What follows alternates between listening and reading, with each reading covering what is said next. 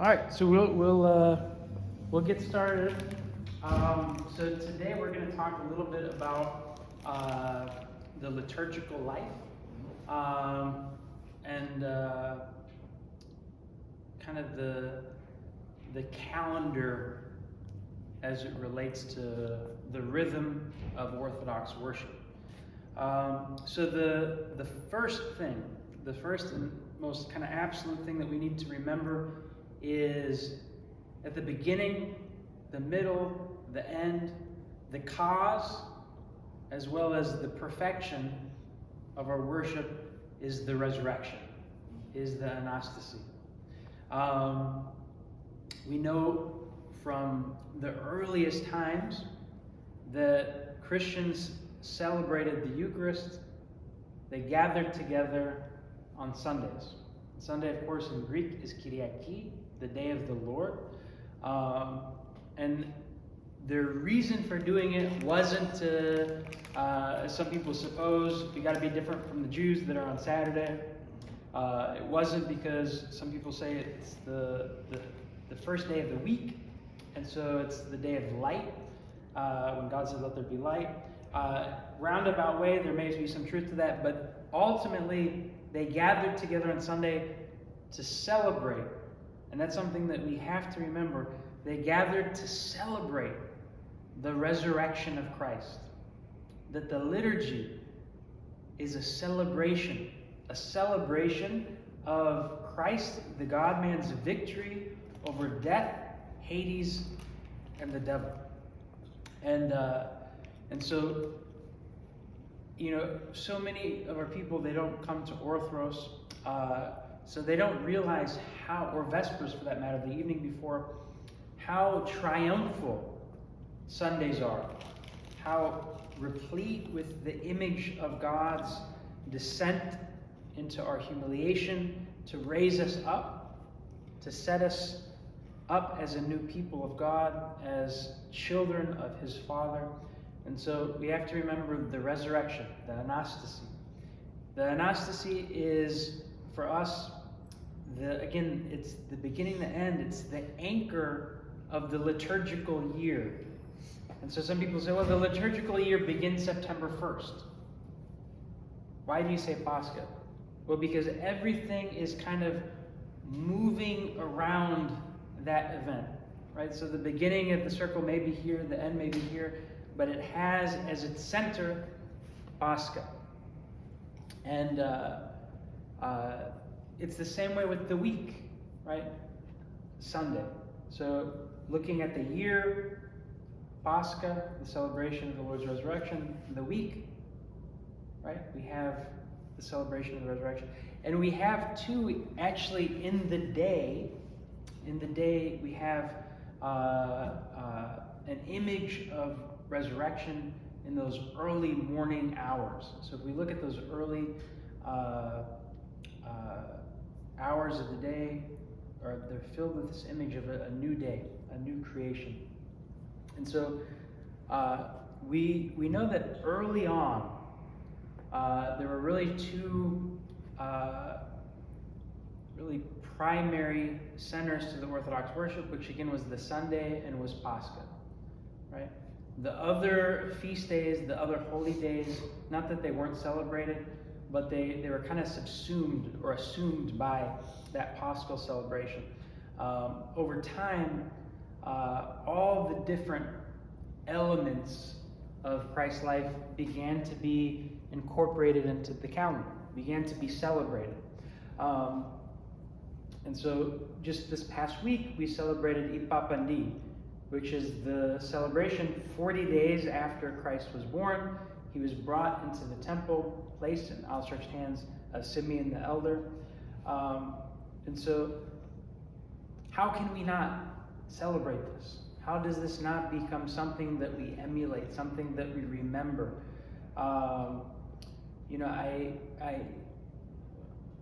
My mind is just boggled.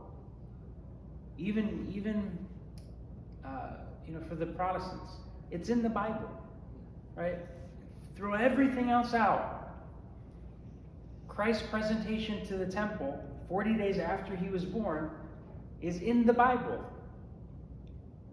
how can you not make memory of it? How can you not gather in your church? How can you not celebrate it? Right? I don't know. Is there a single Protestant church that celebrates the presentation? Maybe some of the higher, like Episcopal, Anglican, whatever. But even then, I bet it's just kind of just kind of goes by.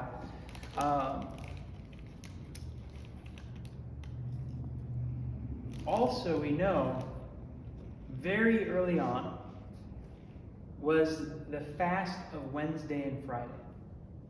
So in the Orthodox Church, on Wednesdays and Fridays, we are asked to refrain from animal products. Now, in the early church, this was even more strict. Really, not just the early church, but really up until the 14th century, when people would fast, it's not that they would just not eat meat and dairy, like is often, or oil sometimes people do, as is often the case in our time, but they wouldn't break their fast until the 9th hour of the day, right? Which roughly corresponds to 3 o'clock in the afternoon. So think about that. Not only are they fasting, but they're basically skipping breakfast and lunch and then having an early dinner. So we know already in the first century, they're fasting on Wednesday and Friday. We don't know really detailed what that fast was like. It came to be this avoidance of animal product. I've heard it argued, and actually somewhat convincingly, that in those first 2 centuries of the church, the fast that occurred on Wednesdays and Fridays was a complete fast. So just water. Just water. Nothing. Every Wednesday, every Friday. Further we get from that apostolic time, it often seems the weaker and shallower we are. Right? We're not able to do what the generation before us has done, and certainly not those earlier generations. So why fast on Wednesday? Why is that part of the weekly? It's because that's when Christ was seized. When he was seized, when he was betrayed. And Friday? It's because resurrection, like Good Friday? Or... Well, crucifixion, right? Crucifixion. So the week has, in that first kind of Christian celebration, that celebration, and again, celebration, I can't emphasize how important that is. We don't come to church to hear a good sermon, which we did today. We don't come to church to see Father Micah's really cool vestments. I wore my favorite vestments today. Yeah, I think it's really pretty. We come to celebrate the resurrection, right? And that's something that I think we so often forget, right? It becomes a duty, it becomes an obligation, it becomes this is a cultural thing. But no, ultimately it's this day, right? It's not Tuesday or Thursday, but Sunday, because that was the day the Lord has risen. And so if we think about it, then we fast on Wednesday. We adjust the way we live, right? Eating and drinking is what constitutes us in a very literal way to Christ's life. Right? So what does that mean? It means that not just what I'm thinking, right? In the West, we've become so psychological, intellectual. But the way that I relate to others, to creation, affects me, right? So the rhythm of my life, just on this weekly schedule, begins to adjust itself to the rhythm of the life of Christ. Right? Every Sunday, a celebration. Every Wednesday, a reminder of our Lord's betrayal. Every Friday, not just a reminder, but an actual, again, adjusting the rhythm of our life. That this is the day that Christ is crucified. And that this is so important. That it's not just something intellectual. Some people, I think, nowadays, they think, I fast. You know, I'll spend a few minutes on Friday feeling sad for Jesus, and then I'll go on with my day. But no, we're supposed to adjust our life to fit His, to follow His.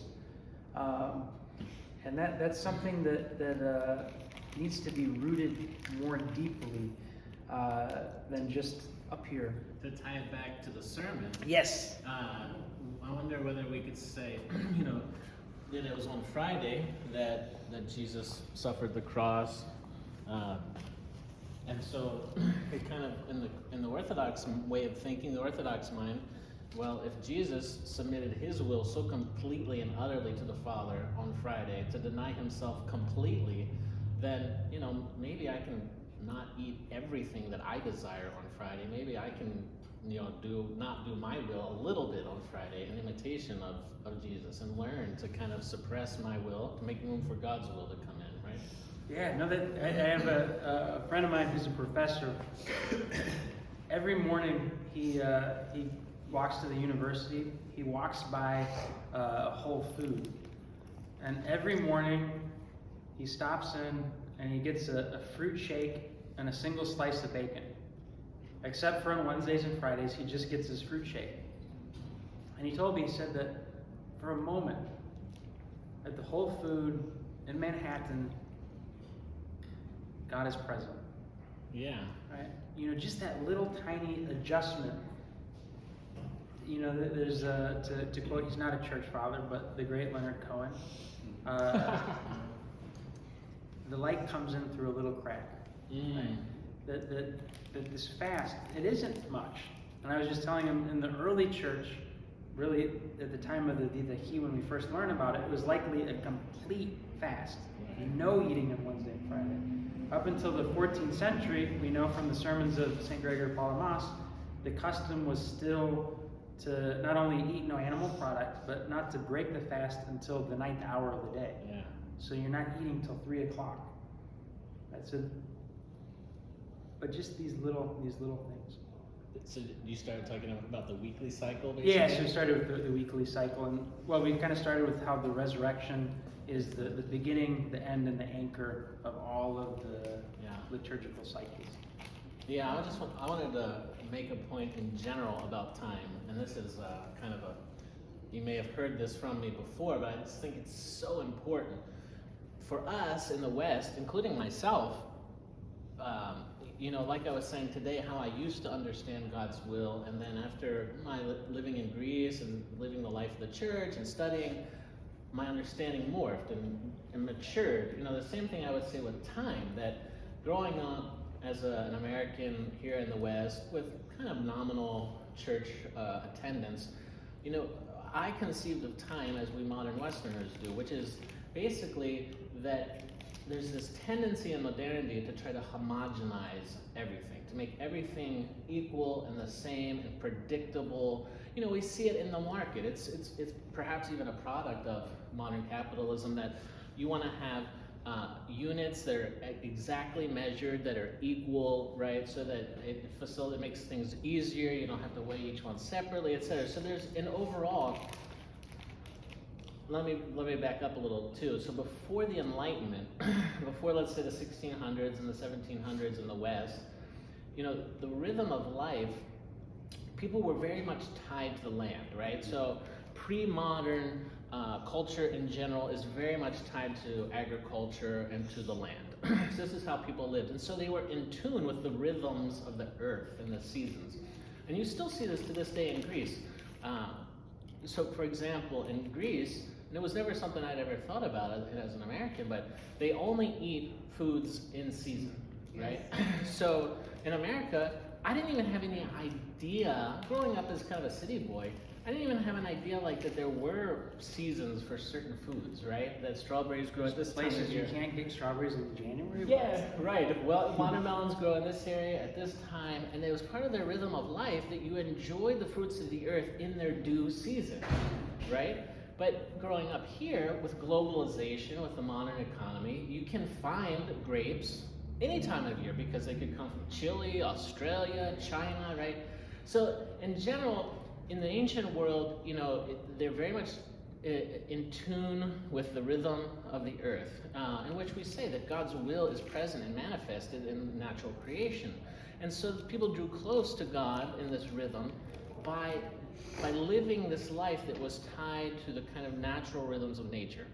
And then as Christianity develops from the 4th century up until maybe the 17th century, you have this creation of culture. So Christianity is inherently incarnational. What does that mean? This sounds like a fancy theological term, but meaning that the core of our religion is that God, who's not material, took on flesh and bones, right, and became material, became a part of history.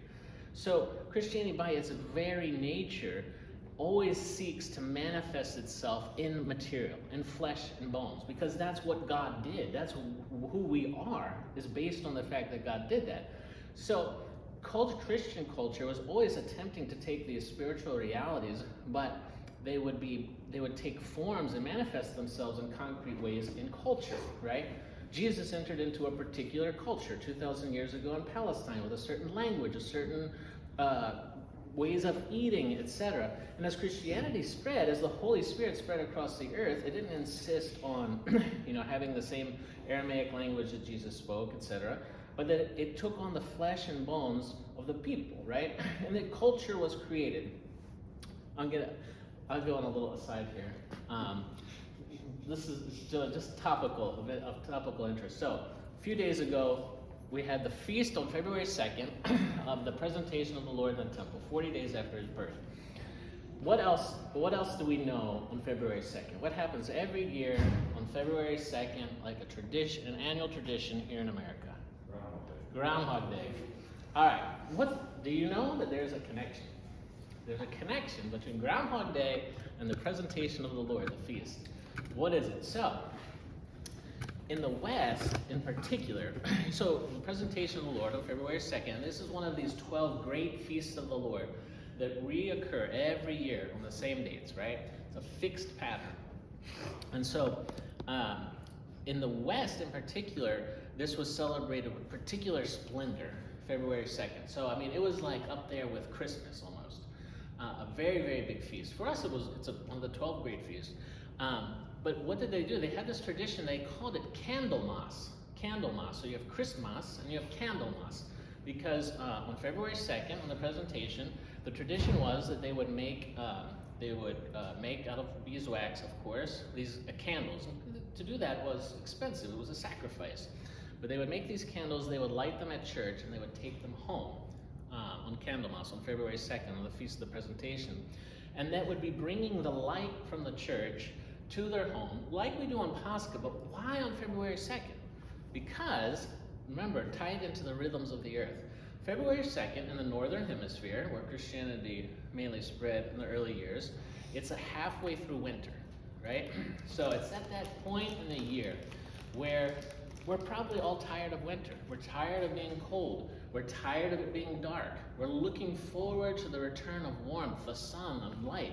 And so exactly halfway, but in the middle of winter, is February 2nd. And so 6 weeks after the winter solstice. So that's the time when our minds turn to, okay, let's turn to look to the future, right? It's getting close.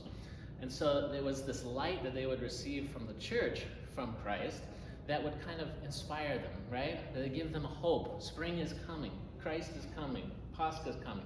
So in Germany, in the West, a separate tradition developed because Christianity always wants to express itself in material things, in actual flesh and bones. It's not just ethereal ideas, right? It cannot be.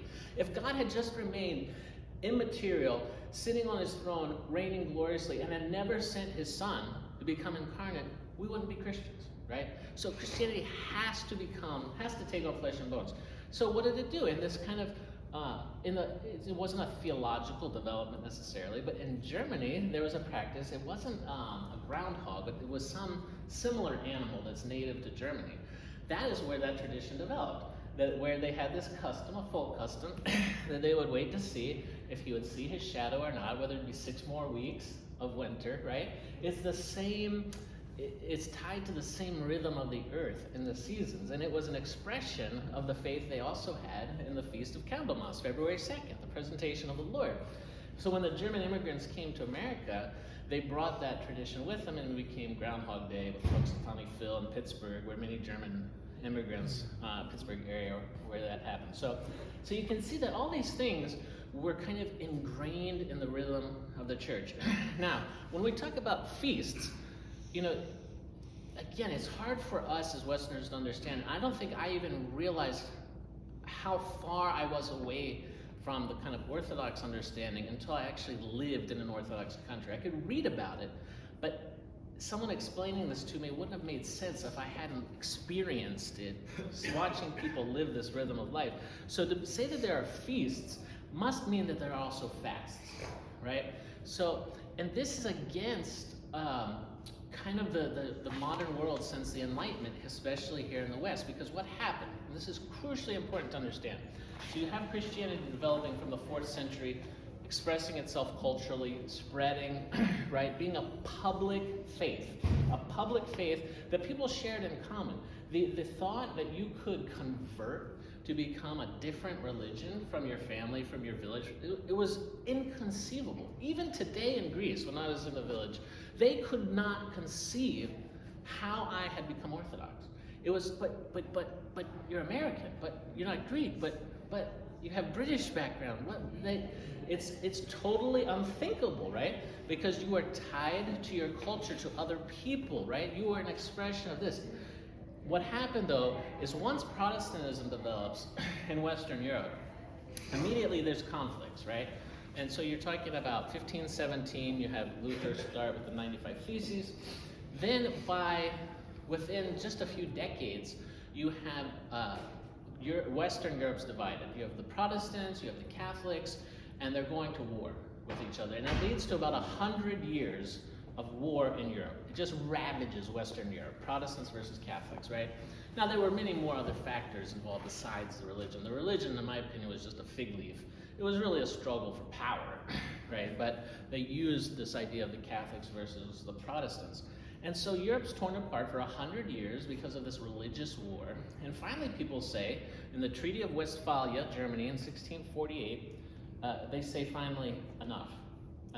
We have to end this war. And in their mind, it had been so often tied with religious division that they said, all right, here's what we're going to do. Religion is causing all these problems. So from here on out, we are going to remove Christianity from the material culture, from our actual lived experience. So having a cross in a public space, having an icon in a public space, having public prayer, Christian prayer, we're going to withdraw those things. Those things, we're not making a value judgment, but we're saying that is removed to the private sphere. The private sphere, so that in the public sphere, we're going to establish this idea of secularism, meaning this idea that there's no one religion that's privileged, right? And that it remains a secular space free of religion. Now, this is an inherently anti-Christian development. I'm not saying secularism is necessarily bad. It's really a neutral term, but for Christianity, it's so against the grain of Christianity because Christianity has to take on flesh and bones. It has to. That's what God wills. St. Maximus the Confessor says God wills to be incarnate in each and every place and each and every day, right? This is a new Pentecost each and every day, in each new place, in each new time. So now this process starts of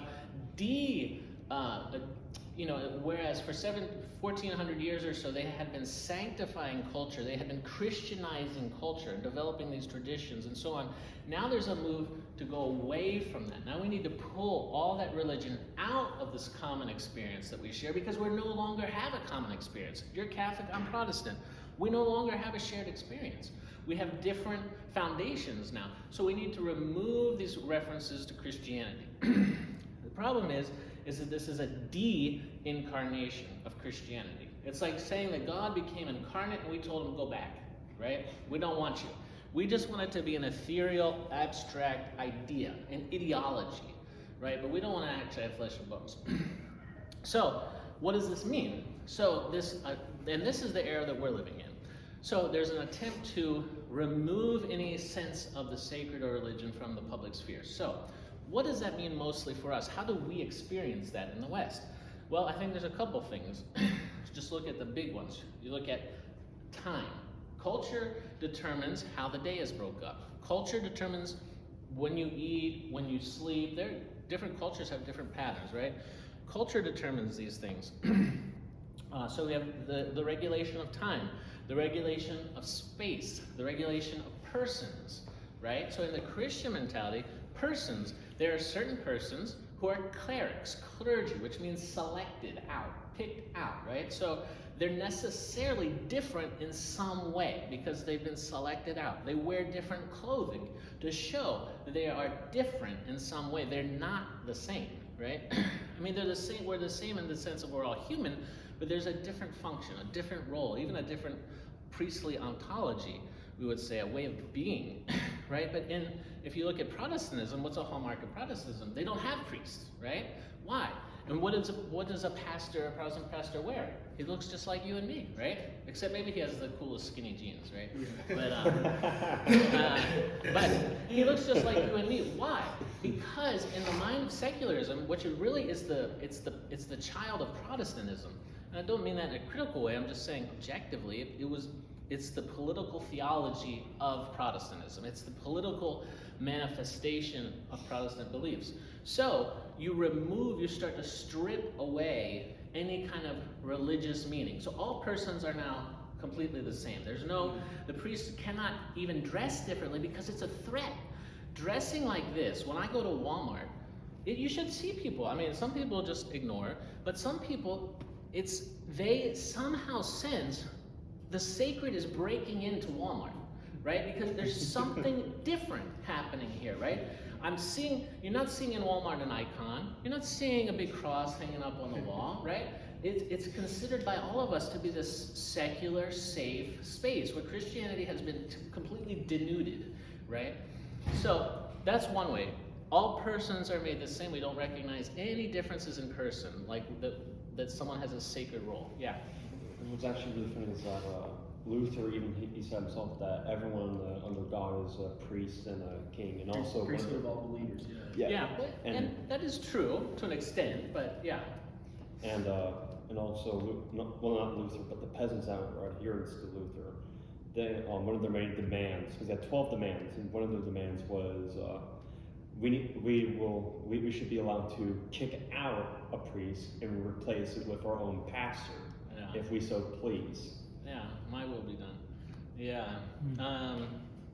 Yeah. So to try to finally circle back. So we have persons that traditionally were separated in some sense, had a sacred role. Space, right? Traditionally, a church was a sacred space. People acted differently in the church than they acted outside the church, right? Because the church was a sacred space. How do we manifest that? We dress differently. We comport ourselves differently, right? We sense, we hope, that God is truly present in this sacred space, thereby making it something different, right? Now, this again goes against the grain of secularism. Secularism wants to make all spaces equal. How do we see this manifest?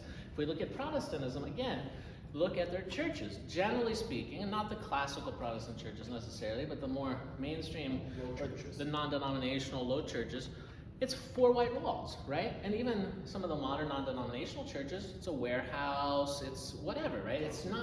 It's not a sacred space that's set off only for God to dwell there, right? That idea is gone. And then finally, tying it back in, time, right? In the traditional sense, the church, Judaism had it, and the church has it. This idea of feasts and fasts. Feasts and fasts. Not every day is the same. I cannot repeat this enough. Not every day is the same. Not every Sunday is the same, which is why traditionally in the church we have this, there's a rhythm, there's a cycle of weeks in the church. There's an 8-week, one of the cycles is an 8-week cycle with 8 different musical modes or tones. And we cycle through those each week. We're not really supposed to. In Greece, you would never hear them sing the same tone every week. Why? Because not every liturgy is the same. Not every Sunday is the same. We're not about sameness, right? That is a modern Western preoccupation, which is a direct result of secularism, right? In the Orthodox way of thinking, the Orthodox phronema, we have days that are fasting, like Father Mike was talking about, with Wednesday and Friday are set apart from the other days of the week. Is it because inherently Saturday or Tuesday is better? No, but it's just part of the rhythm of life, right? It's like you eat food in due season, you also fast in due season. You know, in the rhythm of life, you plant the seed, you wait, you water it, and then you eat of its fruits. The same in our life. We fast, we pray, and then we eat of the fruits of that effort, right? And we partake of Holy Communion after this period of preparation at a great feast of the church, and we follow it with feasting of all kinds of food. So time is not the same. This is very difficult for us modern Westerners to understand, because we have this idea time is money, right? Time is money, and I can even calculate how much my hour is worth down to the penny, right? And we can negotiate about that on a national level, right? So therefore, it's extremely important for economics for us to be able to have these clear-cut boundaries of time, right? These units of time that are kind of commercialized, commodified, right? But it loses, again, it drains it of any sense of the sacred, right? So what do we see? Again, let's look at Protestantism. How do they treat time? Every day is the same. Many of these churches now don't even meet on Sundays. They meet on Tuesday night, Wednesday afternoon, whatever, right? It doesn't matter, because every time's the same. So why not play soccer on Sunday morning, right? Why not do all that stuff on Sunday morning? And then when it's convenient for me, Tuesday night or whatever, let's get together and discuss, right? But again, that Father Mike was mentioning the centrality of the resurrection for us every week. It's a weekly reminder that death has been defeated. Evil is defeated. The devil is bound by Christ. We constantly, I know for me personally, I have to have that reminder every week. I have to celebrate that death has been defeated, because living in the world the other 6.5 days, I don't get that sense. I get the sense evil is winning, death is winning, right? But I have to come to church on Sunday and celebrate, because that's not true, right? It's not true, even though it seems that way, right? And again, so it's very important that we have this rhythm, and that certain things are sanctified, right? Certain things are, doesn't mean that things that aren't sanctified are bad, because God is present in all of creation. But there are certain times when maybe it's more holy. I don't know if that makes sense. Yeah. Let's take it from the scripture. Yeah. When Moses standing on Mount Sinai before the burning bush, first thing God said, take off your shoes, this is sacred ground. Joshua, when he entered the Holy Land, and he met with the angel of God, which is the presentation of Christ. Yeah. And he said, take off your shoes, this is sacred ground. So it's the Lord who set the system for us Christians. And so I see when we do the church tours, the minute the people walk in and they smell the incense, they see the candles, they start whispering. I mean, automatically, I don't tell them, but it is the sensing of the fact that this is a holy place.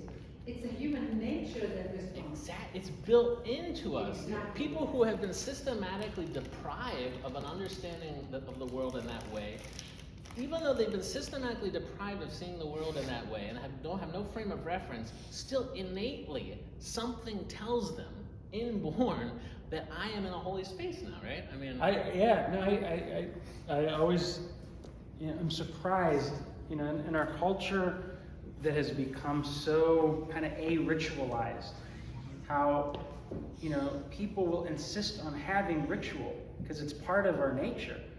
If someone they love dies on the side of the street, what do? They put out candles. They all these things.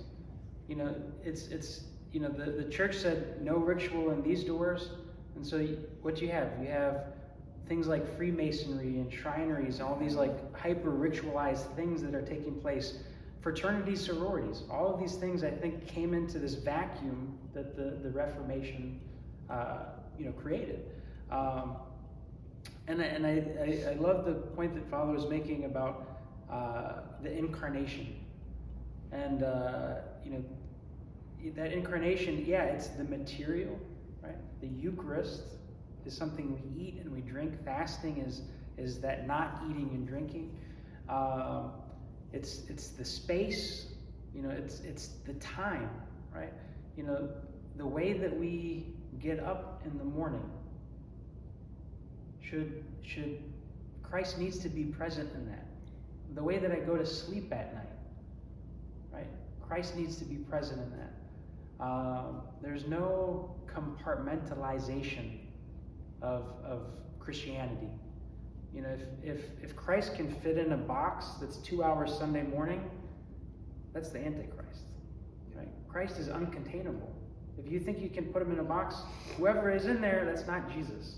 That's not the God-man, because that God-man cannot be contained by anything. When Father was talking, it reminded me of the priest who brought me into the Orthodox Church.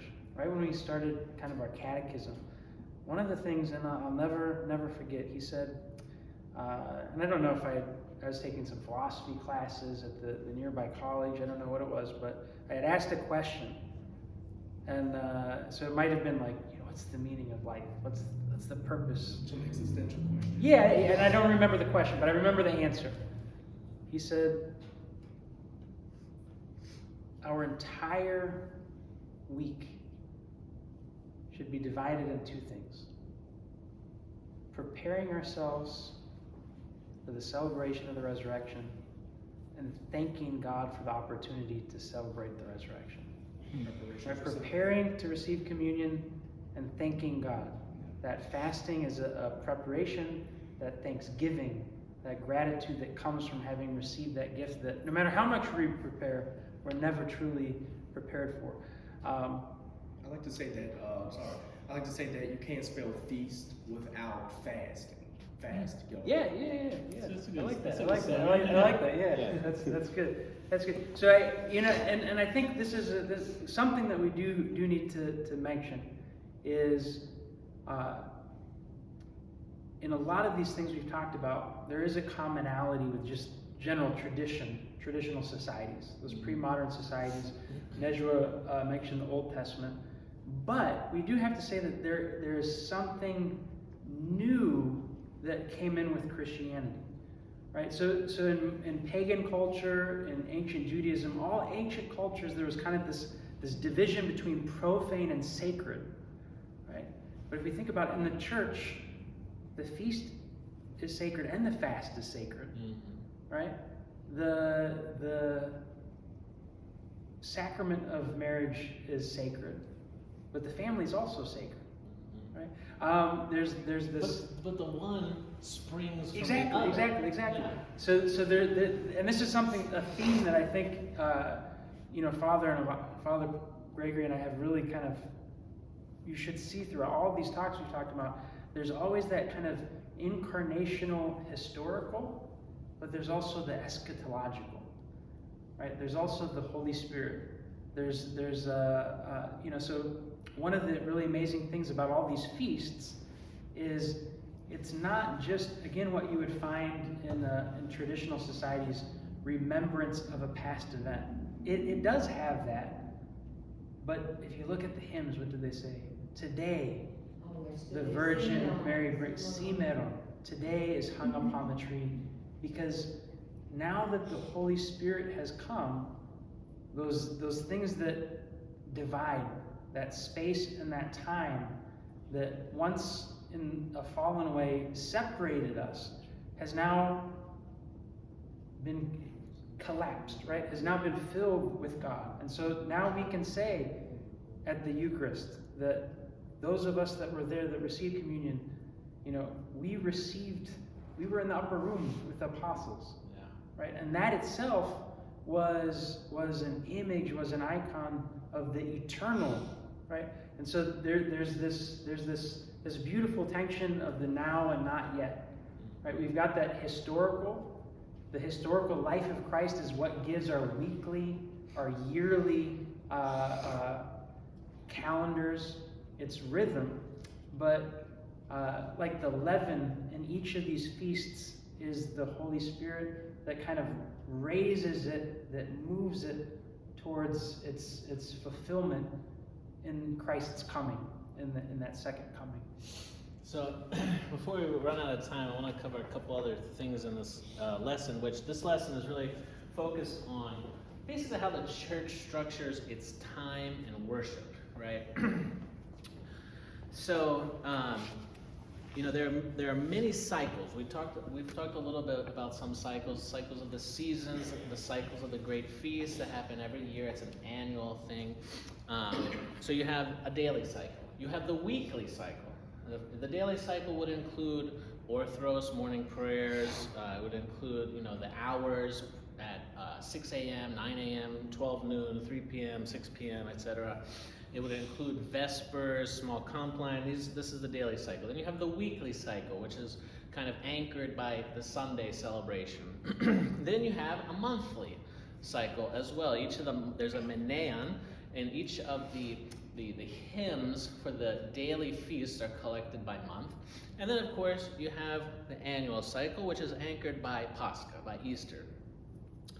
Then within that, there are other cycles. So I try to imagine it like, if you see, one of these old machines that has all these different sized gears, right? Some are small and some are big, and they're all kind of interlocking in this complicated way, right? That's like the worship of the church. That's like the time of the church. And it's no bigger than 1 year. So that we have our lectionary, the readings for the church are on a 1 year cycle. Everything's 1 year. Now, in more recent years in the West, the Catholic Church expanded their lectionary to 3 years because they wanted to include more readings. But the Orthodox Church didn't follow suit. Because, again, the cycle is this 1 year cycle that's constantly repeating. So, some other cycles that we have, I mentioned the 8 weeks, the tones that change every week, and they go on an 8-week cycle, and then they repeat another 8 weeks, and then they repeat another 8 weeks, and then they reset at Pascha every year. Goes back to 1. We also have an 11-week cycle. So if you're here early in Orthros, we read a gospel reading during Orthros, right? And if you're following along in the text, it talks about the 9th Eothinon, or the 11th Eothinon, right? What that means is that is referring to the Orthros gospel, and there are hymns attached to that particular gospel, which is assigned for that particular week in this 11-week cycle. And again, it starts at Pascha, goes to 11 weeks, and then repeats, right? So you have all these different cycles going on, an 8-week cycle, an 11-week cycle, a weekly cycle, an annual cycle. You have some feasts in the church that are fixed feasts, meaning they always occur on the same date, no matter what day of the week it falls. So, for example, Christmas, most of the feasts. But then you have some that are movable feasts. And this, for example, most well-known is Easter, Pascha. It's not on the same date every year, right? It's a movable feast that's calculated according to a, somewhat complicated formula, but it has to. Yeah, it's complicated, but yeah, it incorporates some elements of the lunar calendar along with solar calculations based from Alexandria, and it has to do, it's related also with Old Testament injunctions about the Passover, etc. So that is a movable feast like Passover. But then from that movable feast of Pascha, you have certain feasts that are tied to it, so they too are movable. So, for example, Ascension is 40 days after Easter. Pentecost is 50 days after Easter. So they're going to fall on different dates every year, right? So you have fixed feasts and you have movable feasts. So, you got to imagine it like there's all these interlocking gears, right? And how you turn them. So it seems like to someone, they may say, oh, we do the same thing every year. That's not really true, because there are constantly new variations being added because of the 8-week cycle, the 11-week cycle, the annual cycle of 365 days where each day has a saint to celebrate. So the combinations are always changing, and then there are certain feasts that trump other things, right? So it's not always the same thing. There are all these cycles going on. But the important thing is, again, going back to the sermon from today, the important thing is not how complicated it is or whatever. The important thing is that I submit to it. So it's not just me making up, hey, I'm going to go on a 3-week fast. Let's do it January. I mean, which is good. It's good to fast, but if it's from my will, it's not good. I'm giving up chips and soda during Lent this right, year. I've taken a beautiful recipe and I've thrown in some maggots or something, right? I mean, I've ruined it by making it something that I want to do. But instead, I receive this will of the church, which for us is manifesting the will of God, and I submit to it as best as I can, and I try to comply with that injunction rather than just creating my own feasts and my own fasts, right? I have my previous church, my bishop, he sometimes he would do, now he does what you said, the complete fast. He would sometimes, and I don't know necessarily if it's from his will, or maybe fixed, I'm not sure, but he does it, let's say, for 40 days, and he would drink nothing but water and whatnot. And our church will also have certain fixed days where they say, oh, they call it the Daniel fast, because after the prophet Daniel, after him, where they only eat nothing but I think it's just bread, something else, and they do it for usually like 40 days after Christ, 40 days in the wilderness. That's a beautiful thing. I mean, as long as we're trying to not do our will, we're trying to submit. We're submitting to 2,000 years of tradition, and for me, that sounds like a beautiful tradition. It is based in Scripture, right? But for me, I would rather have the safety of knowing, here's 2,000 years of tradition. And you want to study. Nowadays we want scientific studies about everything. You want a scientific study about the effectiveness of this method that the church is proposing, this diet program or whatever that the church is proposing. We have 2,000 years of empirical data and thousands of saints, people who have become deified, who have shone with the light of the uncreated energies of God, right? That's our proof that this works. We know this method works. Now, You know a tree bites fruit. What's that? Oh yeah, you'll know a tree bites fruit. Yeah. And I also take a fitness health class, and then also like people who are like adhere to like a strict religious thing, is that they're like much more happy than those who do not, like are atheists. Like for example, someone who like fasts and stuff like that, they have been proven to be a lot more kind of like happy and more hopeful and stuff like that than someone who does not have these traditions. So you guys ever hear of Temple Grandin? Temple Grandin. She's she's still alive, I believe. She was there's a movie about her life. I'm trying to remember what it was called. It's really interesting. So basically, Temple Grandin lives out in Colorado. She's a professor specializing in agriculture, and specifically, so she has a doctorate in like animal behavior, and in particular her interest is in cows, right? So she studies basically animal behavior and animal behavior in groups. And she herself is autistic. Yeah, I've seen the movie. Yeah, it's a good movie, right? Fascinating. So what she invented, which this is a true story, and it's changed the cattle industry in America, she has this, I think as a result of her autism, she has this kind of condition or that she gets very nervous, very nervous and anxious. But what helps her in dealing with other people as a result of her autism, but what helps her overcome that stress, she found a way to self-soothe, right?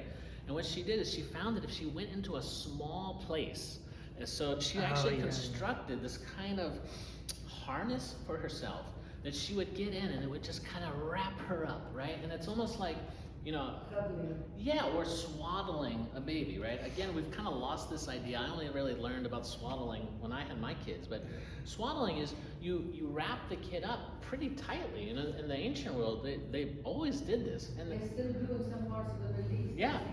And the baby's like this. But they like it. The baby likes it because they think it's because that in the womb they were wrapped up, right? And so it gives them this feeling of safety and comfort that they're being held tight, right? So Temple Grandin, she found this worked for her, that she felt safe when she was kind of bound up, and then she realized that cows act the same way. So she invented this thing that would actually kind of, as the cow, unfortunately, it was going to the slaughter in these big factories, it would kind of constrain the cow, and it would they actually proved it through autopsies and so on, that the amount of, cortisol, adrenaline went way down, which affects the taste of the meat, etc., because the animal felt much calmer, right? Now, you can debate about the slaughterhouses or whatever, but it's interesting. That was her kind of contribution. It was a thesis, right? Because Yeah. she found that they move in circles Yep. and follow each other. That's right. They move in. And so that is a natural process that they all follow, and they are much safer in the herd. Yeah, because they are communal animals, right? Humans are communal animals too, although our society doesn't really encourage that now. And so, and then the other thing, she recently came out with something else that I thought was really interesting. So she was watching cows who are in these big farms for slaughter, raised for slaughter, and there were some cows, not all, but a certain subset of cows would develop weird tics, right? So there, one popular kind of somewhat common tic was that the cow would just pace nervously back and forth, back and forth, back and forth, while the other animals were just laying down, resting, standing there, chewing on something. But these back and forth, nervously pacing, like we see some humans do. And the theory was, when people observed this, they said, well, these cows are maladapted, right? They haven't adapted to this kind of confined life, and that they're going to experience, if we do an autopsy on them, we're going to see that they're, less happy, more nervous, that the body didn't develop in the same way, etc. Well, it turns out after they did the study that they were completely wrong. That it was actually those cows were actually shown to be happier because they had found a way to deal with the stress that came from not living in a natural environment, right? Their own kind of little tradition, their little religion, pacing Yeah, back and forth. you can say that. Whereas the others had kind of given up, right? They didn't know what to do with this ennui, they say in French. This like, I don't know how to translate, but yeah, they didn't know what to do with this unnatural living situation, and so they kind of gave up, right? Anyway, my point on all that is, I just think it's fascinating, but this idea of the baby being swallowed, of the cow being held tight, that this is what tradition can do for us. I mean, so the modern mind sees that as restrictive, oppressive, patriarchal, right?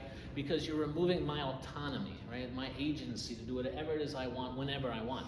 But the human mind actually enjoys that. It feels a sense of security and safety being wrapped in the tradition of the church, right? And so this is what the church does for us with all these services, all this infusing Christianity into every aspect of our life. It's like wrapping us up in this warm blanket, right? In a building, you pack in a building, separated from the from the outside world into a sacred world. And then the final thing I want to make sure we address in this lesson is the importance of corporate worship. So what do we mean corporate worship? We mean worship together as a community, right? So of course we can all pray and worship God in our own way, at our icon corner in our home.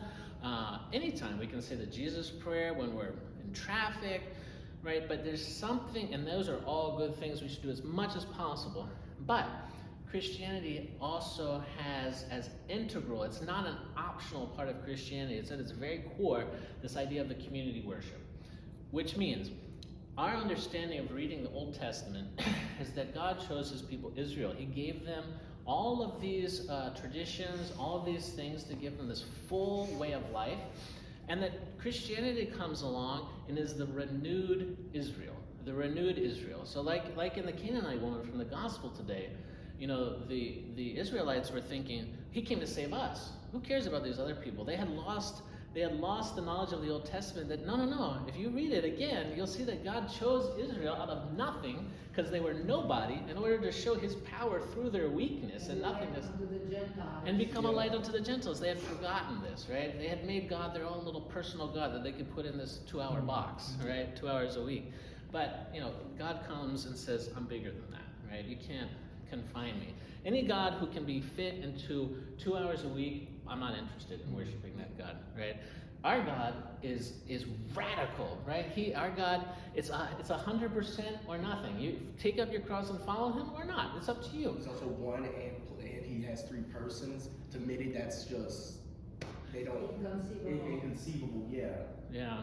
So anyway, I wanted to make sure that we think about, the very nature of the Trinity is communal, and that the church also, as this renewed Israel of God, we have to gather together and worship God as the people of Israel, as his chosen people, right? So that is not an option. Coming to church and worshiping in corporate prayer is not optional. That's not an optional part of Christianity. It's intrinsic. It's inherent to Christianity that we assemble and manifest ourselves as God's people, worshiping Him.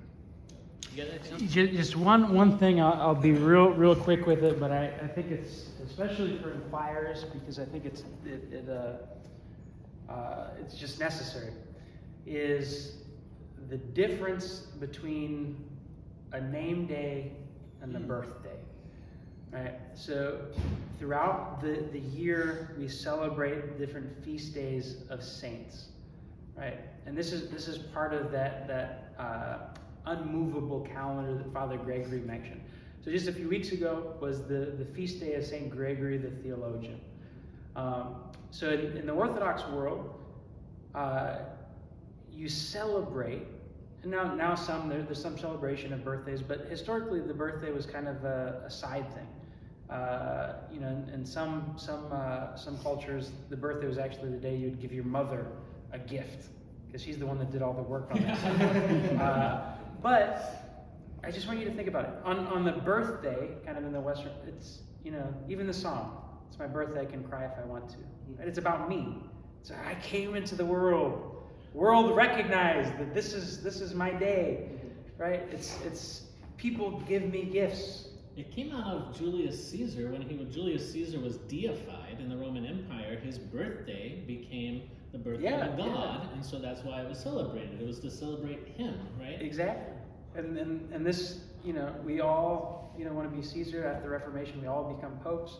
But if we look at the beauty of the name day, is first of all, it's not about me. It's not about me. It's about, in my case, it's about the prophet Micah.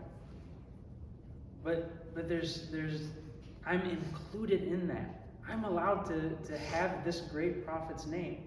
And even more, I think kind of amazing than that is he now connects me to all the other Micahs, and there's not too many of us.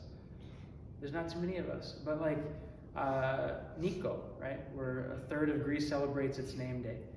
You share this. It becomes this communal event.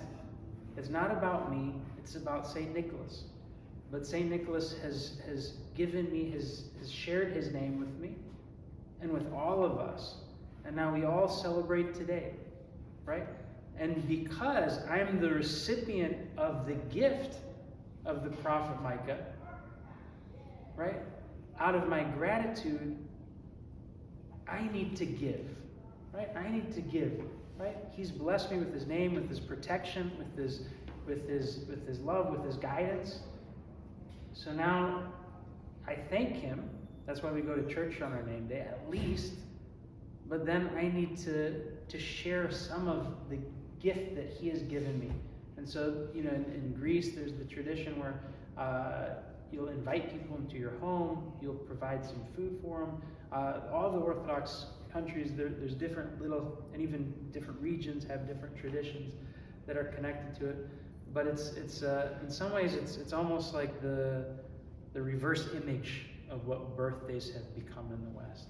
But I can't underline that importance of coming to church to celebrate your name day. And whether you're a Dimitrios, where cities celebrate your name day for 40 days in preparation, or whether your name day is Micah, and I think I know every single Micah that's a priest, in the world. There's one in Australia, there's one in Crete. There's not many of us, but that's pretty cool. Like that little connection, right? That's amazing. That's your own little club, Micah. Yeah. Not mine. His. Yeah. His. Exactly. Well, I'm saying yours because I'm included. Exactly. Yeah, that's exactly. what I'm saying. Yeah. But I just wanted to add that last thing. All right. So next, we have 2 more classes. Not next week because it's the Vasilopita luncheon. So in 2 weeks is the next class. All right.